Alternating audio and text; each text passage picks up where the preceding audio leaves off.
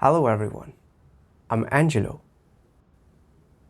The experiential testimony article I'm going to read to you today is titled Reflections on Putting Up a Pretense. The protagonist encountered problems and deviations in her work. To restore the leader's impression of her, she racked her brains during gatherings to show off. But things didn't go as she had hoped. Feeling pained, she began to reflect on herself. Why was she always putting up a pretense?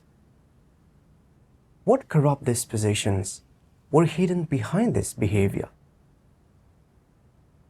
Let me read this article for you. On March 6, 2023, the leader scheduled a gathering with several of us co-workers. I usually looked forward to these gatherings, thinking that we could all fellowship our comprehension and understanding of God's words, exchange experiences, and discuss the various problems and difficulties we had encountered in our work, learning from each other's strengths to make up for our shortcomings, which was great. But this time, I felt a bit concerned. I thought about how, in the past 2 months, the leader had pointed out several issues in my work, namely that the progress of the gospel work was slow, that I'd failed to promptly cultivate people who had been identified as talented, and even that my fellowshipping in gatherings was exalting and flaunting myself, and that I was walking the path of an antichrist. I thought, if the leader asks me in this gathering about how I've been experiencing things recently, and about how I've corrected these deviations and practiced and entered the truth, and supposing I can't say anything, will she then think I'm not doing my work well and that my life entry is poor? How will she and my co-workers view me then? Thinking of this made me very nervous. So I began to think about which tasks I hadn't followed up on or didn't have a handle on. I thought I needed to quickly get a clear understanding before the gathering. Also, last time, the leader had pointed out my issue of exalting and flaunting myself.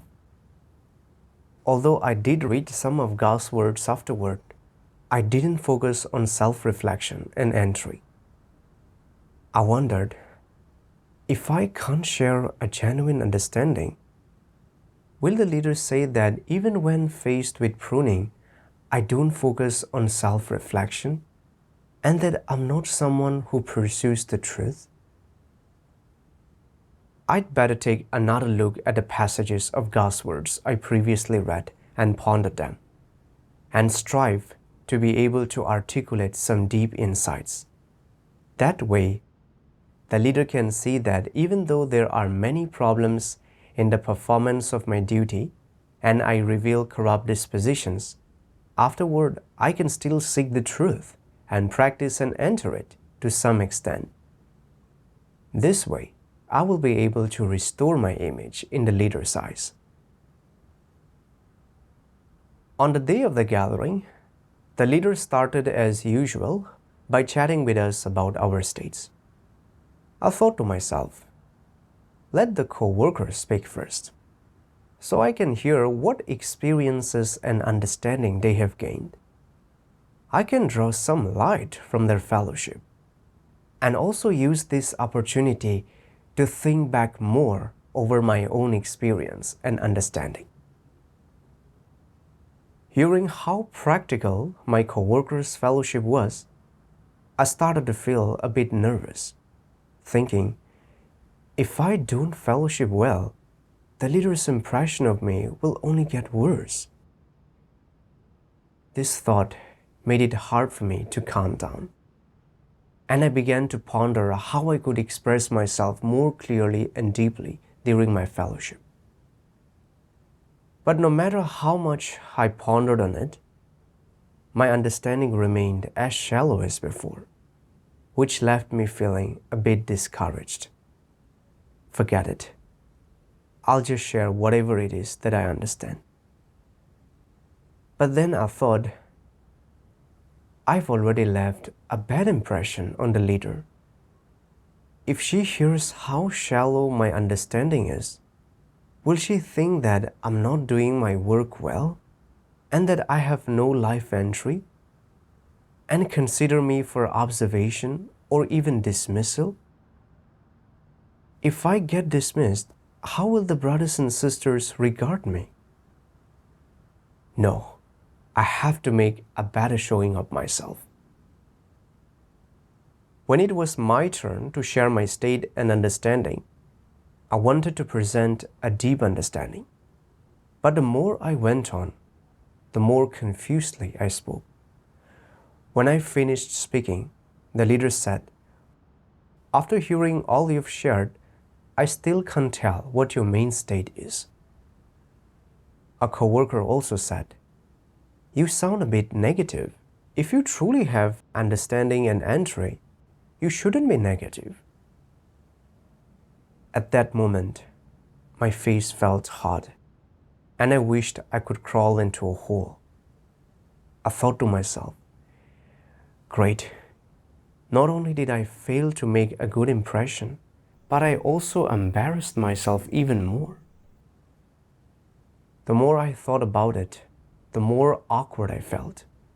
I just hoped that the gathering would end soon.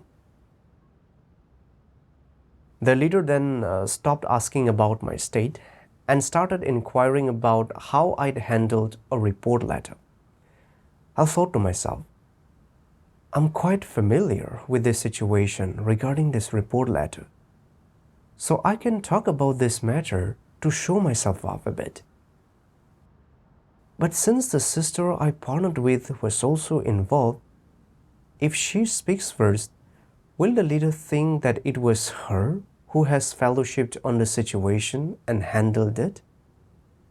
No, I need to speak first. I've already embarrassed myself, so I need to win back some face this time. Thinking of this, I jumped into answer. But in my eagerness to make a good showing of myself, I ended up not expressing myself clearly. It was actually the sister I partnered with who clarified things with some additional fellowshipping. At that moment, I felt really bad.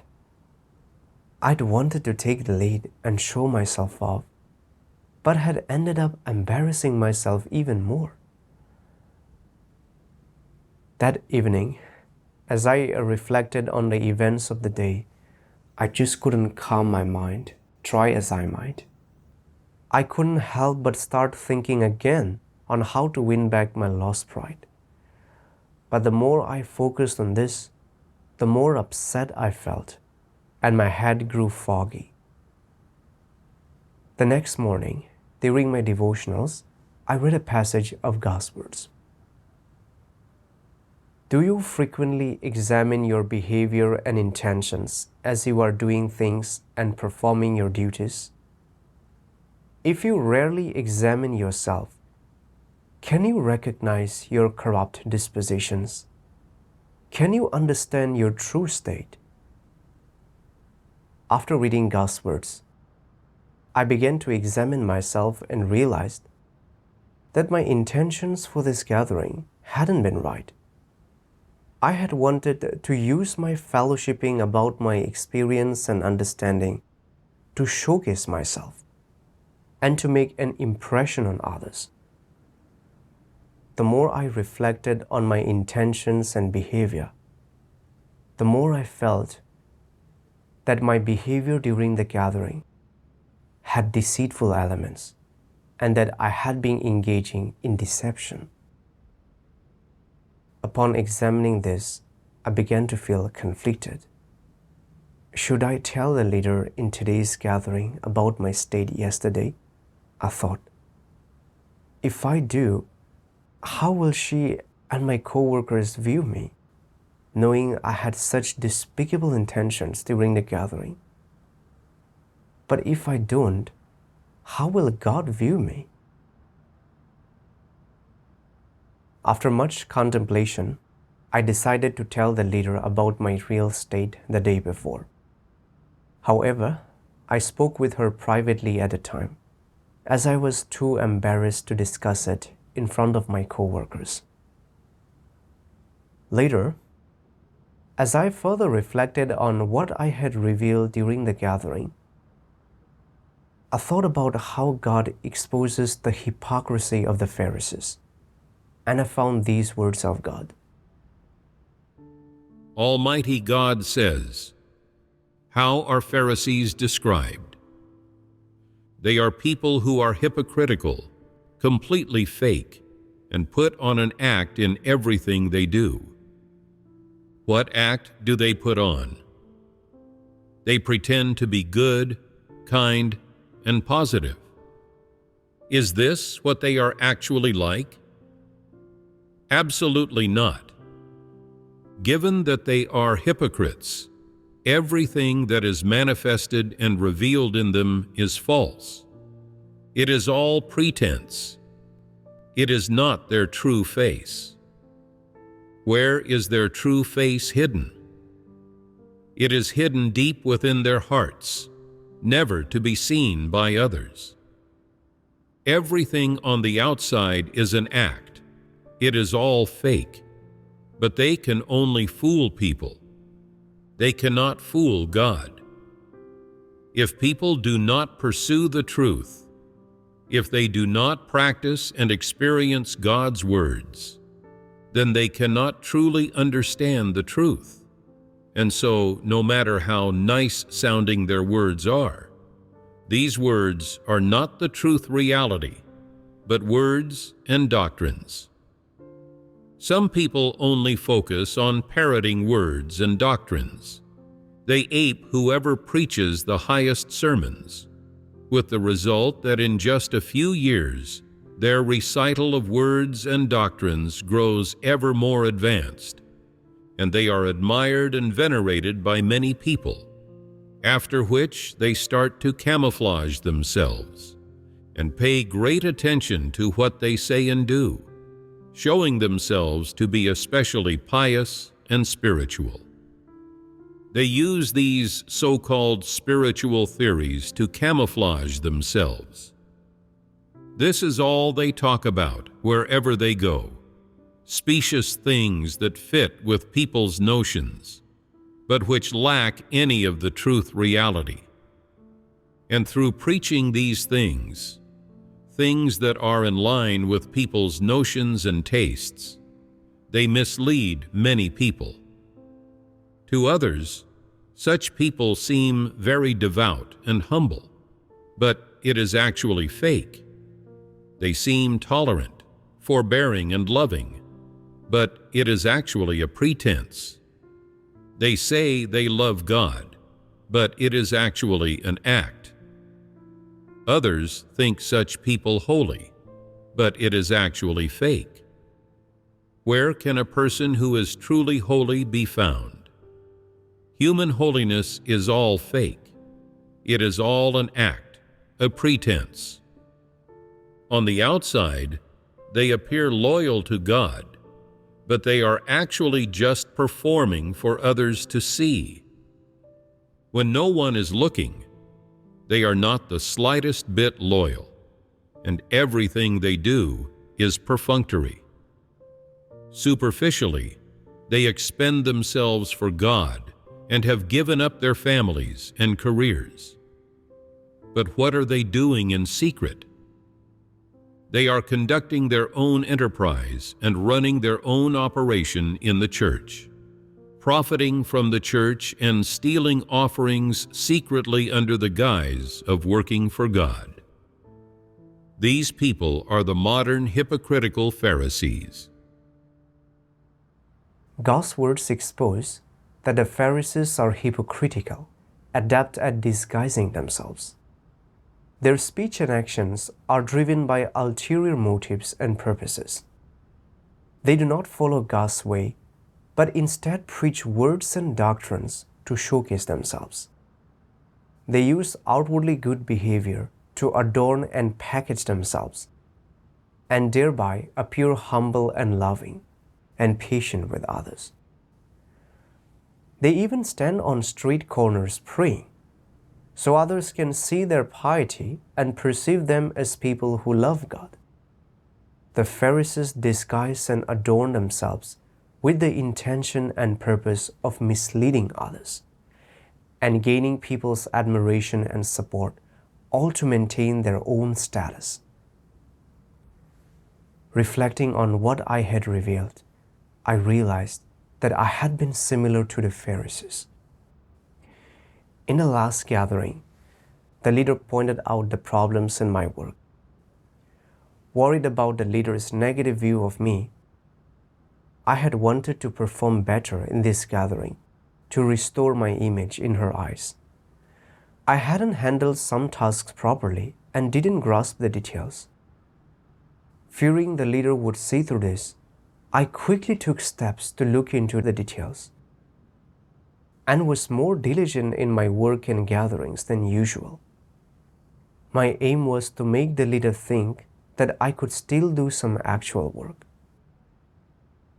I saw that my diligent efforts to follow up on work and fellowship to address issues had not been for the sake of doing my duty well and being considerate of God's intentions, but rather to restore my image in the leader's eyes and gain admiration from my co-workers. I had been truly selfish and deceitful. Reflecting on my manifestations in doing my duty, I realized that many times I had acted to protect my pride and present myself well in front of others.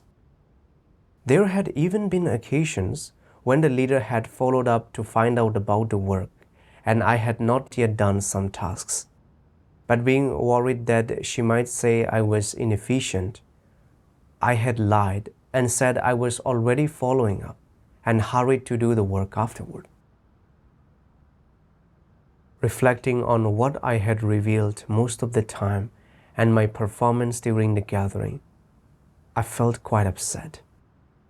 I had been covering up and disguising myself and being hypocritical to protect my pride. What difference was there between me and the Pharisees? Later, I looked up some passages from God's words relating to my state, and one particular passage moved me deeply.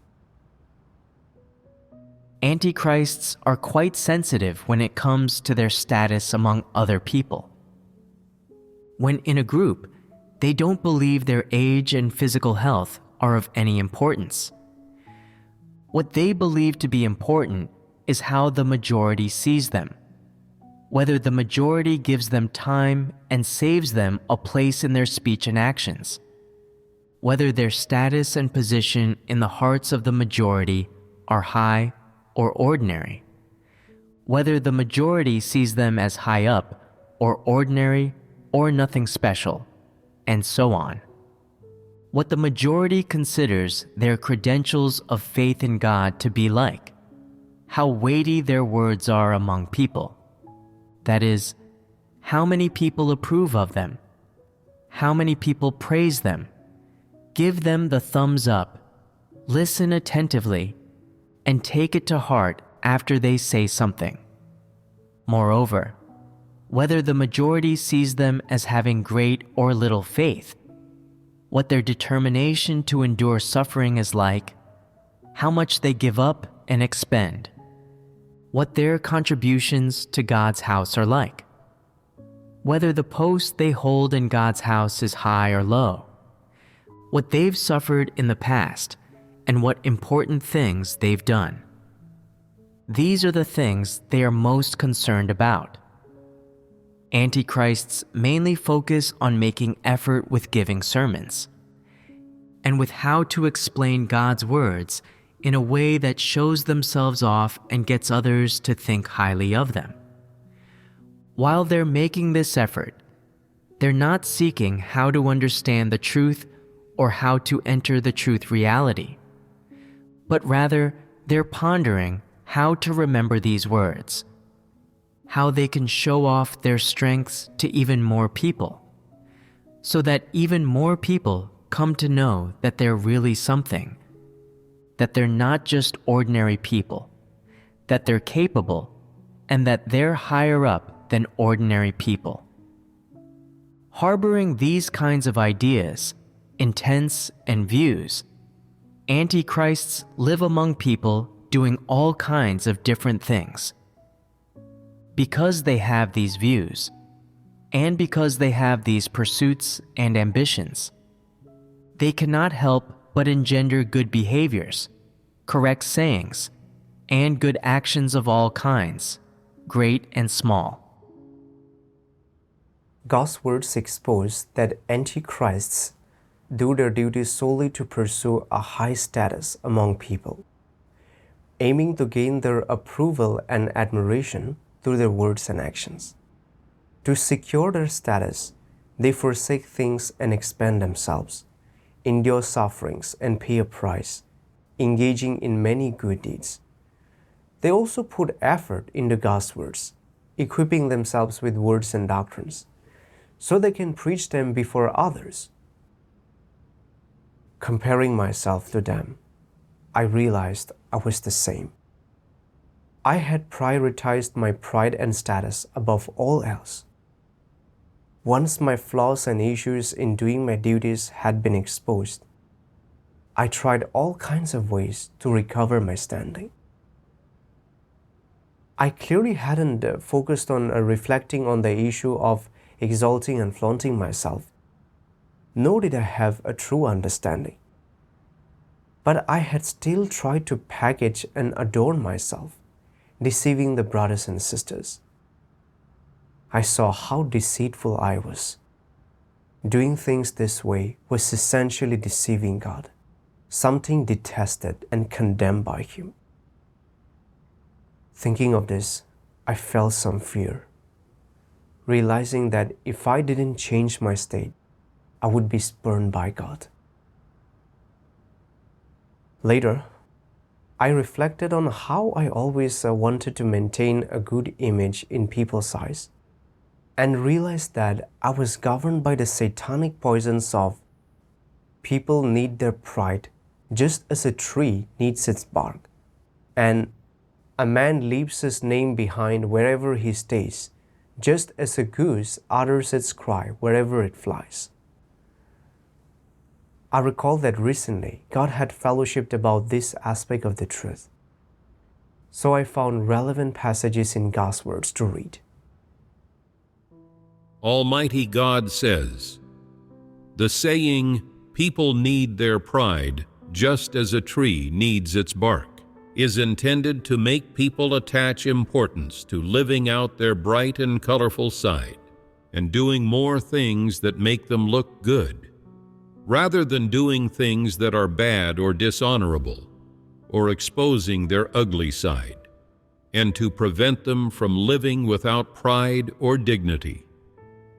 For the sake of one's reputation, for the sake of pride and honor, one cannot rubbish everything about oneself, let alone tell others about one's dark side and shameful aspects, because one must live with pride and dignity. In order to have dignity, one needs a good reputation, and to have a good reputation, one needs to put up a pretense and dress oneself up. Doesn't this conflict with comporting oneself as an honest person? When you comport yourself as an honest person, what you are doing is completely at odds with the saying, 'People need their pride just as a tree needs its bark.' If you want to comport yourself as an honest person, don't attach importance to pride. A person's pride isn't worth a cent. Faced with the truth, one should expose oneself, not put up a pretense or create a false image. One must reveal to God one's true thoughts.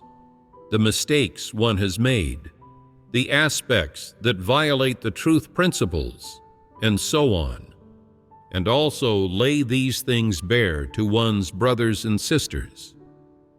It is not a matter of living for the sake of one's reputation, but rather it is a matter of living for the sake of comporting oneself as an honest person, living for the sake of pursuing the truth, living for the sake of being a true created being, and living for the sake of satisfying God and being saved.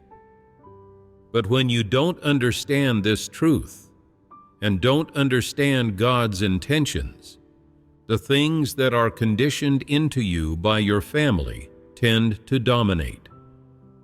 So when you do something wrong, you cover it up and put up a pretense, thinking, I can't say anything about this, and I won't allow anyone else who knows about it to say anything either. If any of you say anything, I won't let you off lightly. My reputation comes first. Living is for nothing if not for the sake of one's reputation, because it's more important than anything else. If a person loses their reputation, they lose all their dignity. So you can't tell it like it is. You have to pretend. You have to cover things up. Otherwise, you will lose your reputation and dignity, and your life will be worthless. If no one respects you, then you're just worthless, cheap trash. Is it possible to comport yourself as an honest person by practicing this way? Is it possible to be completely open and dissect yourself? Obviously, by doing this, you are adhering to the saying, people need their pride just as a tree needs its bark, that your family has conditioned into you. Family conditions people not just with one or two sayings, but with a whole host of well-known quotations and aphorisms. For example, do your family elders and parents often mention the saying, a man leaves his name behind wherever he stays, just as a goose utters its cry wherever it flies? They are telling you, people must live for the sake of their reputation. People seek nothing else in their lifetime, other than to forge a good reputation among others and make a good impression. Wherever you go, be more generous in giving out greetings, pleasantries, and compliments, and say more kind words. Don't offend people, but instead do more good deeds and kind acts. This particular conditioning effect exerted by family has a certain impact on people's behavior or principles of conduct, with the inevitable consequence that they attach great importance to fame and gain. That is, they attach great importance to their own reputation, prestige, the impression they create in people's minds, and others' estimation of everything they do and every opinion they express. By placing great importance on fame and gain, you unwittingly place little importance on whether the duty you perform accords with the truth and principles, whether you are satisfying God, and whether you are fulfilling your duty adequately. You see these things as being of lesser importance and lower priority, whereas the saying, a man leaves his name behind wherever he stays, just as a goose utters its cry wherever it flies, which your family has conditioned into you, becomes extremely important to you. Everything you do is not for the sake of practicing the truth, nor in order to satisfy God, but rather it is for the sake of your own reputation. In this way, what has everything that you do effectively become? It has effectively become a religious act. What has become of your essence? You have become the archetype of a Pharisee. What has become of your path? It has become the path of antichrists. That is how God defines it. So, the essence of everything you do has become tainted. It's no longer the same. You are not practicing the truth or pursuing it, but instead, you are pursuing fame and gain. Ultimately, as far as God is concerned, the performance of your duty is, in a word, inadequate. Why is that? Because you are devoted only to your own reputation, rather than to that which God has entrusted to you, or to your duty as a created being. The words of God exposed my exact state. All along, I had been living according to the Satanic philosophies and laws of people need their pride, just as a tree needs its bark, and a man leaves his name behind wherever he stays, just as a goose utters its cry wherever it flies.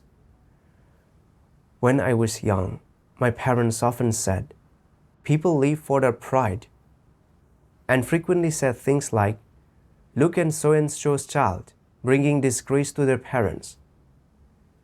From then on, I began to understand the importance of protecting my pride and having a good reputation. I had learned that when interacting with others, I should read their expressions and moods, and tailor my words and actions to suit their preferences. When doing this helped me earn praise from those around me and helped me establish a good reputation, I identified even more with these satanic philosophies and laws, believing that living this way brought honor. After I came to believe in God, I also spoke and acted for the sake of protecting my pride, constantly wanting to establish a good image in the hearts of my brothers and sisters and gain their admiration. In the last gathering, the leader had pointed out many of my issues. In order to reclaim my pride and show the leader that I had changed, I kept pretending and covering up myself throughout the gathering, unwilling to lay bare my true state and the shortcomings in my work. Even though my issues were exposed and I was seen through, I still tried to find ways to recover my lost face. Pursuing pride and status had made me increasingly hypocritical and deceitful. I focused on how to maintain my pride and status in doing everything, without considering the interests of God's house. I also did not put effort into the truth principles, lacking a sense of burden and responsibility toward my duties. Just like in this gathering, I covered up my true state and the shortcomings in my work. The leader couldn't identify my issues, so she couldn't help me, and the deviations and gaps in my work couldn't be addressed in a timely manner. I then realized that living according to these satanic poisons and pursuing pride and status is not the right path. It only leads people to rebel against God, resist Him, and ultimately be eliminated by Him.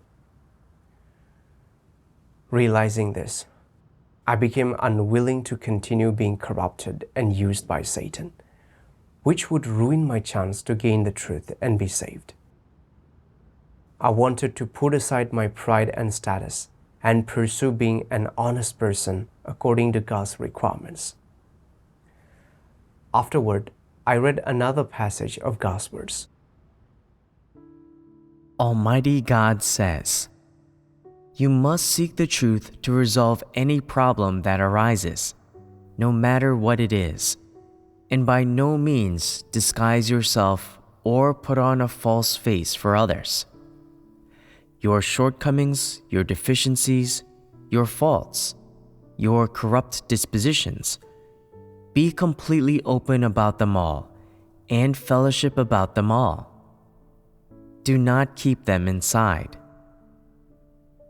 Learning how to open yourself up is the first step toward life entry, and it is the first hurdle which is the most difficult to overcome. Once you have overcome it, entering the truth is easy. What does taking this step signify? It means that you are opening your heart and showing everything you have, good or bad, positive or negative, bearing yourself for others and for God to see, hiding nothing from God, concealing nothing, disguising nothing, free of deceit and trickery, and being likewise open and honest with other people. In this way, you live in the light, and not only will God scrutinize you, but other people will also be able to see that you act with principle and a degree of transparency. You do not need to use any methods to protect your reputation, image, and status, nor do you need to cover up or disguise your mistakes. You do not need to engage in these useless efforts. If you can let these things go, you will be very relaxed. You will live without constraints or pain, and you will live entirely in the light. After reading God's words, I understood that the path to letting go of pride and status begins with being an honest person. This means not covering up or disguising my shortcomings and corruption, but being open and seeking the truth to resolve them. Only in this way could I have the opportunity to cast off my corrupt dispositions, correct my erroneous views on pursuit, and do my duties to uphold the interests of God's house. In August 2023, due to a reassignment of my duties, I began to cooperate with Sister Jiang Qin to take responsibility for a church. Since I was unfamiliar with some of the work upon taking over, I really wanted to ask Jiang Qin for help.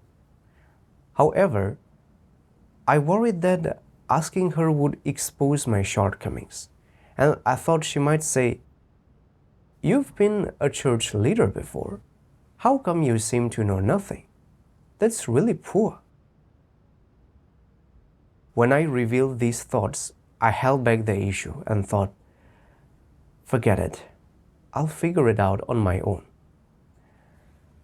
A couple of days passed, and there were still some aspects of the work I didn't understand.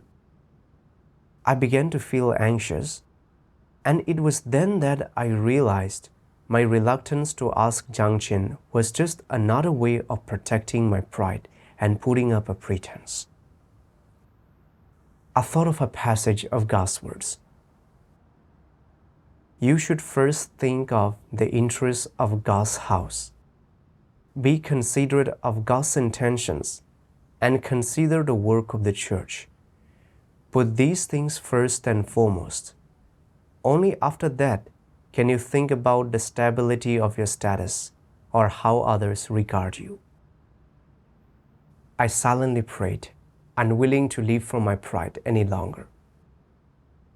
For the aspects I didn't understand or issues I had difficulty grasping, I went and asked Jiang Qin about them. Through her fellowship, I found a path forward. During subsequent cooperation, there were times when I didn't understand certain aspects or had deviations in my work.